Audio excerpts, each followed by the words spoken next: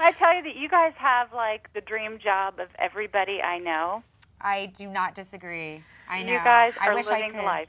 I wish We I could love be it. humble and say, "Oh, just stop it." We But really do. remind each other every day. Like I promise you, we don't take it for granted. It's like on the open road is the love of our life, first of all, and then to hang out together, and then to go digging for junk. I mean, Hello. I know. It's just, I told my husband, I said, when we retire, we're going to have a workshop just for me so I can go buy junk you do it. without anyone telling me I can't. That's and right. do what I want to. You're go. good people. You know what I Have my told? way with trash. I told Lifetime I think one of the things that would add a fun element to the show, and I really do mean this, is like to do road trips with women and men. It doesn't matter. I just don't know if men would have as much fun with us.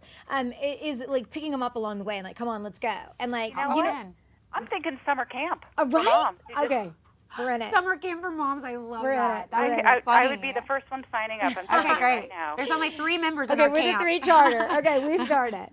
Well, I have a question for you that I don't know if I write for Your Home Only Better, and the whole premise of the blog is practical advice for home enthusiasts. Okay. Because I'm a bottom feeder of retail myself, which is probably why I love the trash to treasure like that. concept.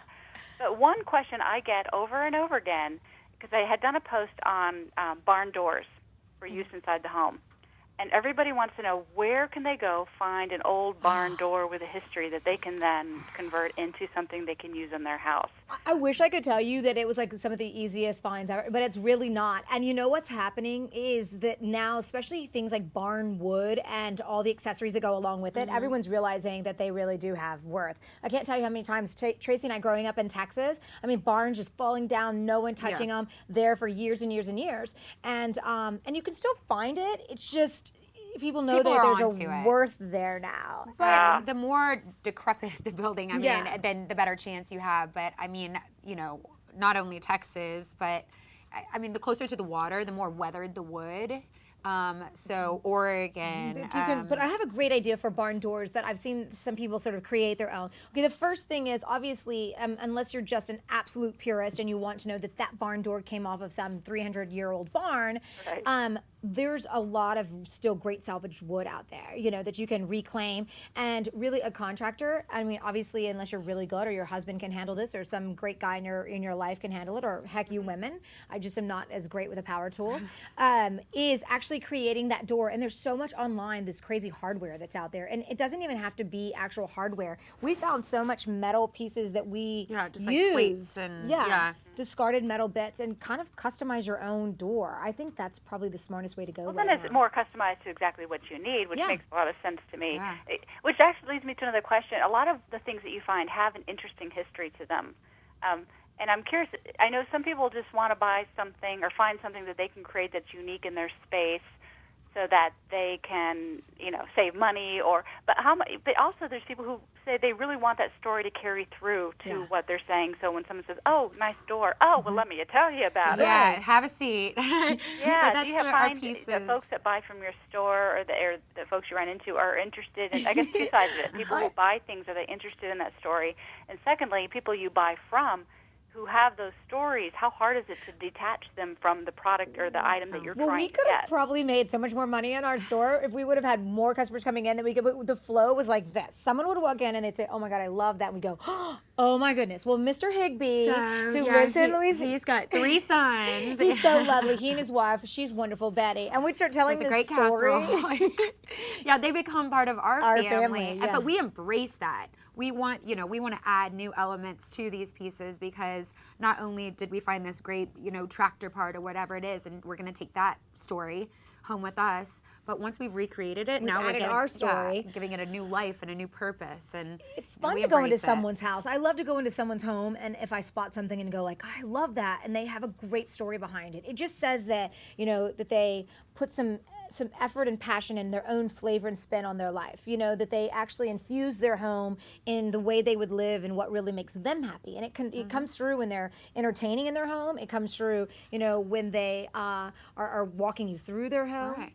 It's more interesting than saying I got it on the clearance end cap at Target. It's much more interesting. Right, exactly. The story behind You're never going to believe where I got this. One of the things that Tracy and I have been lucky enough to do is team up with Glad and talk about trash to treasure. I mean, there's nothing that's seen more trash than a Glad black trash bag. We can't survive without them. No.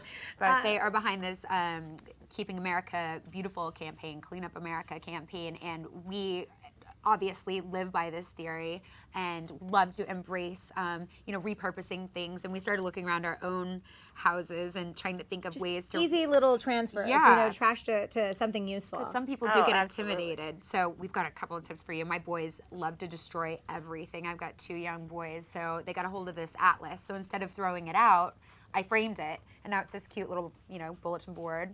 Boys, they can put their little pictures up of things that we've done, and then cards. I have a really hard time throwing away any of these cards, birthday cards, Christmas cards. Oh, right. Right? So if you just cut them up, they make great little place markers for a dinner party.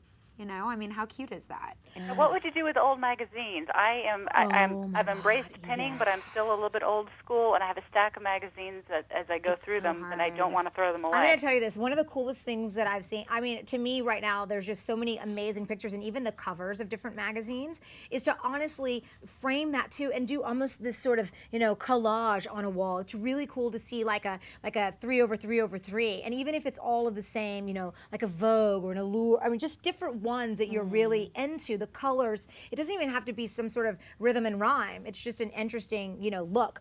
Tracy and I also have been known to have a glass of wine or two, so we have wine bottles everywhere. And I think there's something about the shape and the color and the, that you can kind of create this crazy tablescape. And not just one, but do 6, 7, 8, and different candles and heights and let the wax strip down, or turn a really cool one into your own kind of customized water carafe that you can keep on your table, or set up a bar and have juices and different things, mixers in it. Also, broken dishes. People are so afraid to do any sort of project that requires grouting. It is the easiest. My kids can do this. Take those crumbled pieces, do it on, a tray, do it on a table, do it in a picture frame, do it around an old flower pot, and it just a way to use it in the texture and color, and the old grandma's piece of china that you didn't mean to break is still with you. Oops. Oops, exactly. That's a great idea because you're right. So oftentimes it's also a great way to bring color in. If you have some dishes that maybe are not the right color for what you want to put on your table, there's another place that you can throw a little bit of color. Because I find a lot of people are so afraid to use color. They're either like one end or the other. They either can't match it. Exactly. Yeah. Well, Susan, one of the cool things is Glad's really behind this movement, and they're working in conjunction with Keep America Beautiful. They have some amazing art that's been completely constructed out of trash, and you can go to ebay.com Glad Art Auction from the 16th of April through the 26th. Bid on those items, and all proceeds go to Keep America Beautiful. Oh, that's fantastic. Yeah. That is fantastic. I'll definitely let my readers know, too, about Keep America Beautiful, because I believe so strongly in that, and I'm very excited about it. In fact, I'm a purger by nature, so I use a lot of. We are too. We have to keep up the process. Susan, so nice meeting you, and thanks for having us. Thank you so much. Too. Thanks so much, guys. Have a great day. You too. Bye-bye. Thanks. Bye.